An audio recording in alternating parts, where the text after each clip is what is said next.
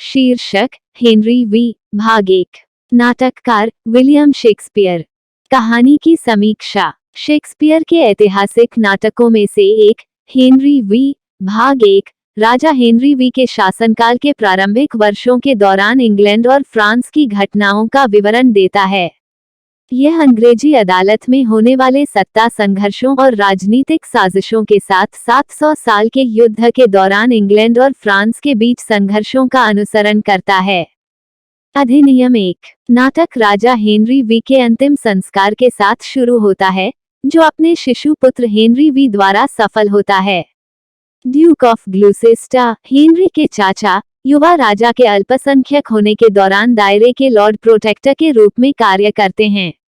अंग्रेजी रईसों को क्रमशः लाल और सफेद गुलाब द्वारा प्रतिनिधित्व किए गए यॉर्क और लैंकेस्टर के सदनों का समर्थन करने वाले गुटों के बीच विभाजित किया गया है। फ्रांस में टैलेबोट के नेतृत्व में अंग्रेजी सेना हेनरी वी के शासनकाल के दौरान जीते गए क्षेत्रों पर नियंत्रण बनाए रखने के लिए संघर्ष करती है।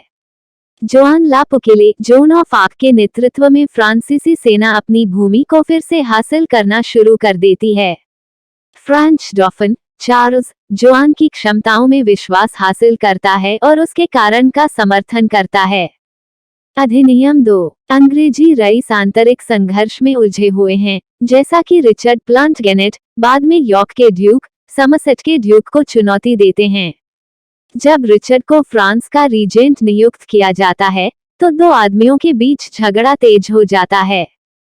फ्रांस में टैलेबोट फ्रांसीसी शहर ऑरलियंस पर कब्जा कर लेता है, लेकिन जोन ऑफ आर्क अपनी सैन्य शक्ति का प्रदर्शन करते हुए इसे फिर से लेने का प्रबंधन करता है। अधिनियम 3। जोन ऑफ आर्क ने ड्यूक ऑफ बर्गंडी, एक पूर्व अंग्रेजी सहयोगी, को पक्ष बदलने और फ्रांसीसी कारण का समर्थन करने के लिए मना लिया। टैलेबोट युद्ध में हार गया और फ्रांसीसी द्वारा कब्जा कर लिया गया।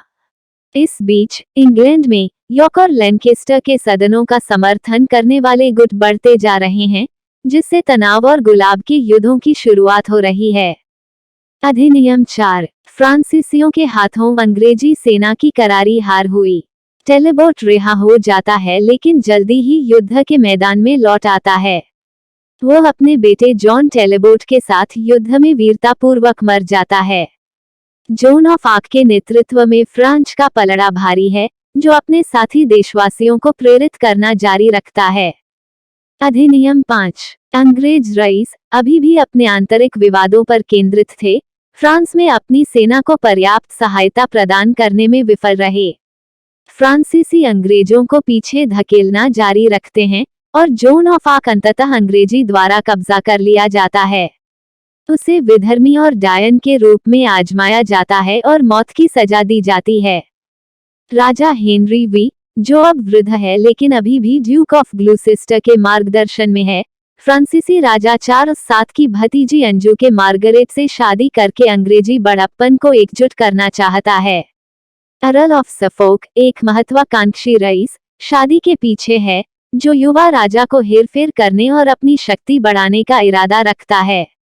यह नाटक हेनरी वी के मार्गरेट और ड्यूक ऑफ ऑरलियंस के ड्यूक ऑफ बर्गंडी की बहन के विवाह के साथ समाप्त होता है, जो इंग्लैंड और फ्रांस के बीच एक अस्थायी शांति का प्रतीक है। हालांकि हेनरी वी त्रयी के निम्नलिखित भागों में गुलाब के युद्धों की निरंतरता को पूर्वाभास देते हुए अंग्रेजी रईसों ने एक दूसरे के खिलाफ साजिश करना जारी रखा।